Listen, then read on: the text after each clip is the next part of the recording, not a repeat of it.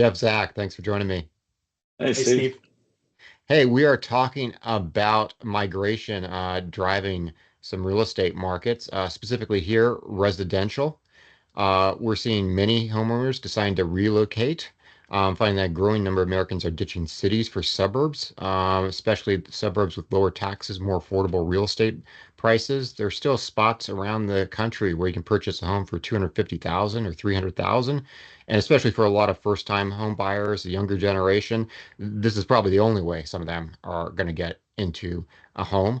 Some of the markets where you can still get a home for 200,000 or less. Lauderdale Lakes, Lauderhill, Florida, Akron, Detroit, Rochester, Niagara Falls, Albany, uh, Georgia, let me see, Lansing, that was Albany, Georgia, sorry. So Rockford, Illinois, Cleveland's on here. So there's still places where a lot of homeowners can still get an affordable house despite the kind of housing affordability crisis we have. And I think we're starting to see some migration trends towards some of those areas. The median U.S. home sale price, just for reference, is almost 400,000 in June. Some of you guys' thoughts, just in terms of price affordability and other things driving migratory trends and strength in some markets. Well, I'll start by saying that I don't think that list is all inclusive because I know some other areas that are like Baltimore, Maryland. You can still get townhouses for under $200,000 all day long. And I'm sure there's more areas like that. But I think what you're finding is affordability and then lifestyle that people want to live. And we've talked about this in several videos, but suburbs, that it's a shorter commute home. A lot of places are building these town centers and desirable places that people want to go. They're small, walkable mini cities, so they don't have to go into these downtown locations. They don't have to deal with any of the stuff they don't want to, like in San Francisco, for example. No one wants to go downtown because of crime and because of vagrancy. There are other cities that are like that. So the suburbs are affording people the quality of life that they want to lead, the food that they want to eat, the stores they want to go to, all within the reach of their homes without having to live in these, cities. And so I think the quality of life and the suburban life, not only is it more affordable, it's also becoming a lot more comfortable.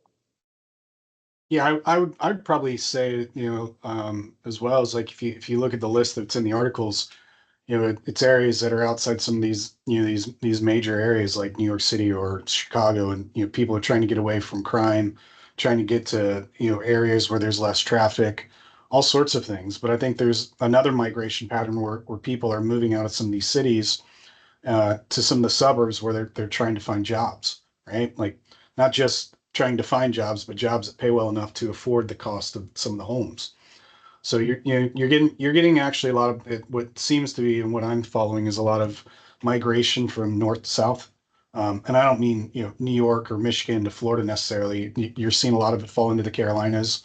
A lot of it goes to Texas, some of these areas. But part of that is it's job creation, it's availability of homes, but it's also less extreme weather, right? Like less snow, less things where people can, live and live more comfortably and still find and do all the things they want to do for most of the year instead of packing up and having to live through the snow 6 months a year.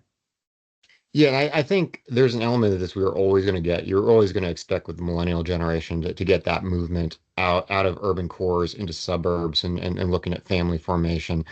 Uh, you know, but this seems a lot bigger than just that, right? Because we've got some of the issues some people have with it, with the urban cores not being as good to live in. Then you got the affordability issue, Yeah. creating some regions being better than others. So in my mind, some of these migratory trends, if you're a real estate investor, really are some of the most important trends to try to understand and get on top because they're going to be having if anything, an outsized impact compared to what they've had in the past, and they're going to be durable. They're going to be continuing for a while. And if you buy an investment property, it doesn't have to be residential, it doesn't have to be multifamily.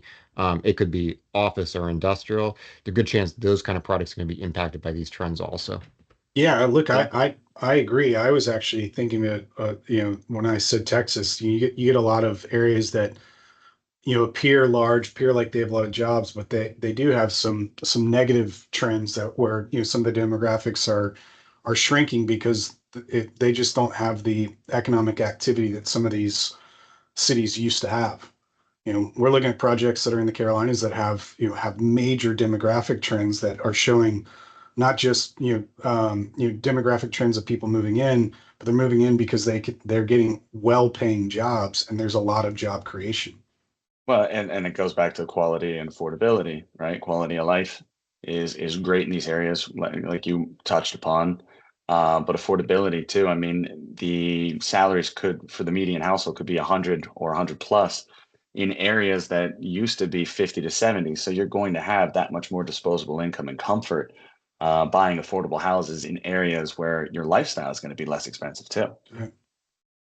Hey, excellent insights, guys. If you enjoyed this video, give us a thumbs up. If you haven't subscribed, do so and visit our website, selectfincap.com, and register to take a look at select real estate investment opportunities, including opportunities in markets with positive migratory trends. Thanks a lot, guys. Thank you. See you, Steve.